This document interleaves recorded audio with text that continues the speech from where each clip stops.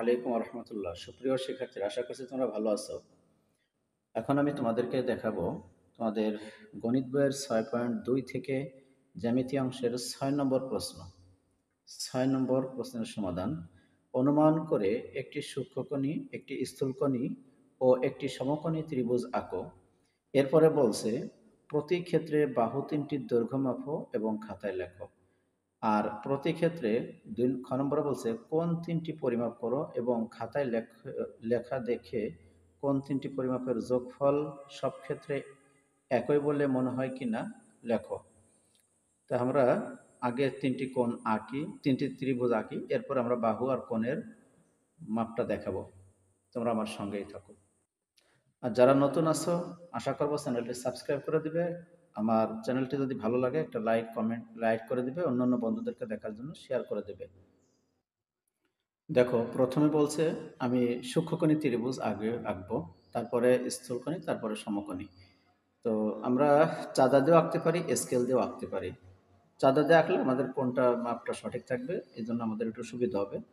আর scale দিয়ে মাপলে হয়তো একটু কোনটা মাপ ঠিক থাকবে না, পরে মেপে নেওয়া যাবে। আমরা এটা দিয়েই করি। আমরা প্রথমে নিব হলো সূক্ষ্মকোণ। সূক্ষ্মকোণ বলতে আমরা বুঝি 90 ডিগ্রি কোণের চেয়ে কম যেটা, সেটাই হলো সূক্ষ্মকোণ। তো এই যে তো 90 ডিগ্রি, এর নিচে আমি যে কোনো মাপের একটা কোণ আমরা নিতে পারি। তো আমি প্রথমেই 60 ডিগ্রি একটা কোণ নিই। এই যে 60 ডিগ্রি একটা কোণ নিলাম। তাহলে আমাদের ত্রিভুজটা আঁকতে হলে কি করা লাগবে? এখন আমরা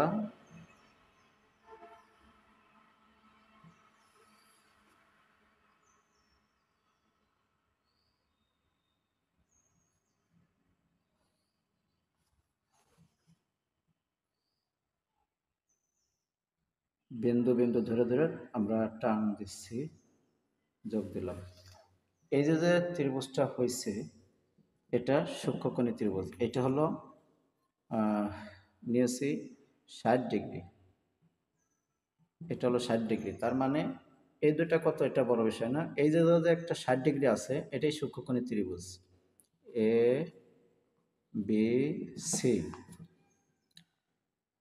অতএব ত্রিভুজ, এই জায়গায় ত্রিভুজ চিহ্ন এটা দিলাম, এ বি সি সমান সমান 60 সূক্ষ্মকোণী ত্রিভুজ। সূক্ষ্মকোণী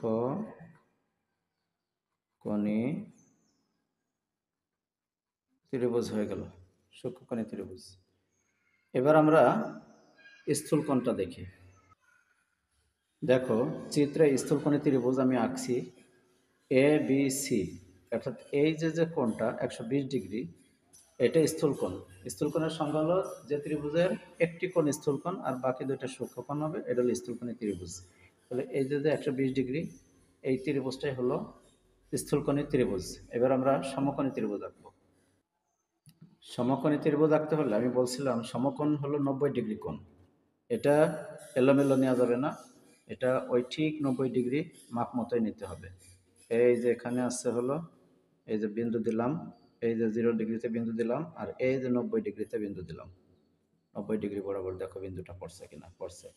এবার আমরা এটা যোগ করি, তাহলে দেখো 90 ডিগ্রি কোণ হয়ে যাচ্ছে আমাদের। এই যে একটা টান দিলাম,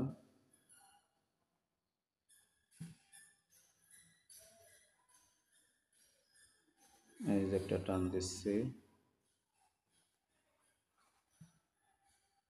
আর এই যে আর একটা টান দিচ্ছি।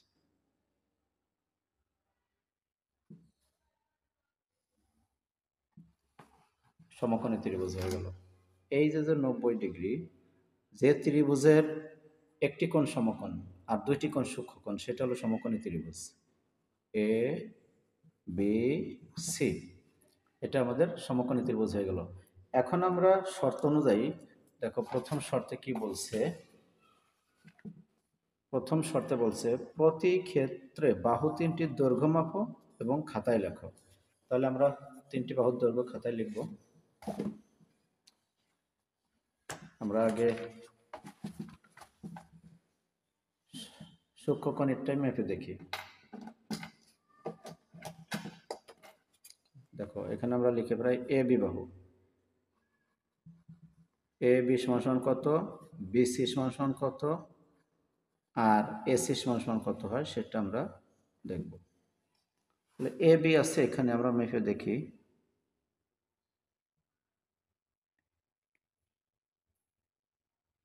বিসি আছে হলো, এই পাশটা হতো না, এই পাশ ধরবো।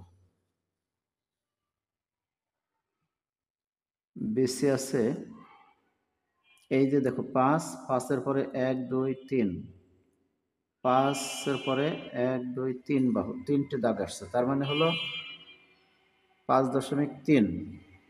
বিসি হলো 5.3 ইঞ্চি, centimetre, 5.3 centimetre, 5.3 semi. R A B আছে কতটুকু, আমরা এবার একটু দেখি।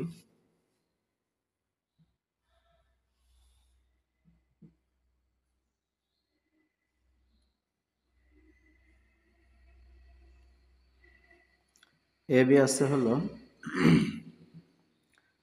এ বি আছে 5.12, এটাও 3 ধরা যায়, 5.3 এটাও আছে এ বি, এটাও 5.3 সেন্টিমিটার। তাহলে এটাও কি তাই সমবাহু হয়ে যাচ্ছে মনে হচ্ছে। এটাও তাই সমবাহু ত্রিভুজ হয়েছে একেবারে 5.3 মাপ মতো, এটা সমবাহু ত্রিভুজ হয়ে গেছে। সমবাহু তবে সূক্ষ্মকোণ, এটা ঠিক আছে, প্রতিটা কোণই সূক্ষ্মকোণ হয়েছে, সূক্ষ্মকোণ হয়েছে, সমবাহু হয়ে গেছে, যেহেতু 3টে বাহুই সমান হয়ে গেছে এজন্য এটা সমবাহু ত্রিভুজ হয়েছে। তাহলে আমরা প্রথমটা দেখলাম, এবার দ্বিতীয়টা দেখি। স্থূলকোণীটা হয়েছে এ বি সমান সমান হলো 5.3 সেন্টিমিটার, বিসিও 5.3 সেন্টিমিটার, কিন্তু এসি বাহুটা এটা হয়েছে হলো 9.2 সেন্টিমিটার। এবার আমরা সমকোণীটা দেখি। দেখো এখানে সমকোণী ত্রিভুজে আর এ বি সি, সমকোণী ত্রিভুজের এ বি সমান হয়েছিল 5.3 আর বিসিও 5.3, কিন্তু এসিটা হয়ে গেছে 7.4 সেন্টিমিটার। এইভাবে হয়েছে আমাদের সমকোণী ত্রিভুজটা। তাহলে আমাদের বাহুর ক্ষেত্রটা চলে গেল। আর এবার আমি দেখব খ নম্বরে, প্রতি ক্ষেত্রে কোন 3টি পরিমাপ করো এবং খাতায় লেখা দেখে কোন 3টির পরিমাপের যোগফল সব ক্ষেত্রে একই বলে মনে হয় কিনা সেটা যাচাই করতে বলছে। দেখো একটা মজার বিষয়, এইখানে সূক্ষ্মকোণী ত্রিভুজটা আমাদের ছিল হলো এ বি সি, এই যে A B C, angle A B C সমান ছিল হলো 60 ডিগ্রি। তার মানে এখানের দিক তাকাই, এ বি সমান যা, বিসি সমান তাই, এসি, 3টে বাহু সমান হয়েছে, তার মানে 3টা কোণই 60 ডিগ্রি করে। মজার ব্যাপার হলো তাই 3টি কোণই 60 ডিগ্রি, আর 3 কোণের সমষ্টি 180 ডিগ্রি, 3 কোণের সমষ্টি 180 ডিগ্রি।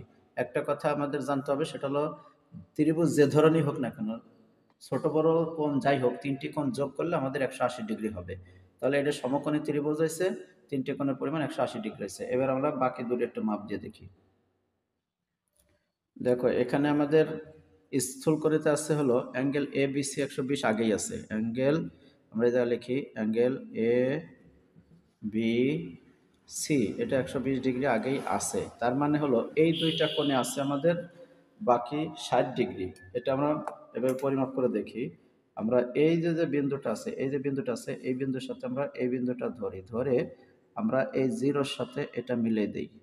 এই যে এই জিরোর সাথে এই বিন্দু মিলিয়ে দিলাম, আর এখানে এটা মিলিয়ে দিলাম, মিলিয়ে দিয়ে আমরা মাপটা করে দেখি কত হয়। এখানে আছে হলো 30 ডিগ্রি, এই যে আছে 30 ডিগ্রি। তার মানে হলো এই যা যদি 30 ডিগ্রি হয়, অবশ্যই এখানেও 30 ডিগ্রি আছে, 30 30 60। তার মানে আমাদের বিসিএ, অ্যাঙ্গেল বিসিএ সমান সমান 30 ডিগ্রি।